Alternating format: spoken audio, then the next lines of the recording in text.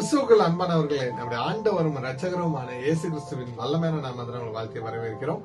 இன்றைய வேத தியான பகுதி வாசிக்க தெரிந்து கொள்ளப்பட்ட வேத வசனம் சங்கீதம் 110 அதிகாரம் 1 வசனம். கர்த்தர் என் ஆண்டவரை நோக்கி, நான் உம்முடைய சத்துருக்களை உமக்கு பாதப்படியாக்கி போடும் வரைக்கும் நீர் என்னுடைய வலது பாரிசத்தில் உட்காரும் என்றார். ஆமென். கிறிஸ்துவுக்குள் பிரியமானவர்களே, மெஸ்ஸியாவாகிய இயேசு கிறிஸ்து தேவனோடு அதிகாரம் செலுத்துவதை முன்குறிக்கும் தீர்க்க தரிசன வசனமாகும். ஆமென்.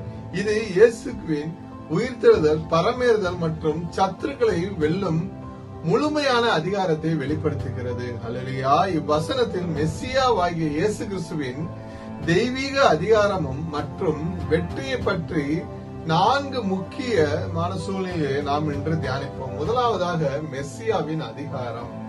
இவ்வசனத்தில் யெகோவாவாகிய கர்த்தரிடத்தில் மெஸ்ஸியாவாகிய என் ஆண்டவரிடம் பேசுகிறார் என்று தாவீது ராஜா இதை எழுதும் போது தனக்கு ஒரு மேலதிகாரி அல்லது ஆண்டவர் இருப்பதை அங்கீகரிக்கிறார். இது இயேசு கிறிஸ்துவின் தெய்வீக தன்மையை சுட்டிக்காட்டுகிறது. இரண்டாவதாக வலது பாரிசம். தேவனின் வலது பாரிசத்தில் உட்கார்வது என்பது மிக உயர்ந்த கௌரவமாகும். அதிகாரம் மற்றும் வல்லமையை குறிக்கிறது. இயேசு சிலுவையில் மரித்து உயிர்த்தெழுந்த பின் பரலோகத்தில் இந்த உன்னதமான இடத்தில் வீட்டிருக்கிறார். ஹல்லேலூயா. மூன்றாவதாக சத்துருக்களை பாதப்படி ஆக்குதல்.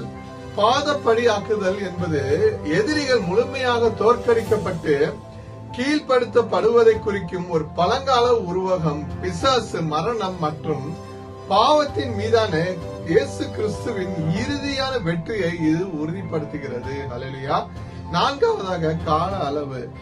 வரைக்கும் என்ற வார்த்தை கிறிஸ்துவின் ஆட்சி தொடங்கப்பட்டு விட்டது என்பதையும் அவருடைய எதிரிகள் அனைவரும் முற்றிலும் ஒடுக்கப்படும் வரை அவர் தொடர்ந்து அதிகாரம் செலுத்துவார் என்பதையும் சுட்டிக்காட்டுகின்றன. ஆமென்.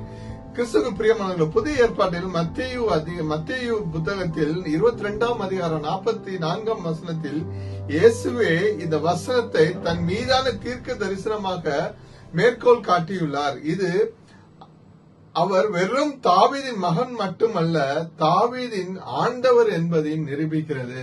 நம்மை அழைத்த தேவன் உண்மையுள்ளவர். கர்த்தராகிய இயேசு கிறிஸ்துவின் கிருபை உங்கள் அனைவரோடும் கூட இருப்பதாக. ஆமென்.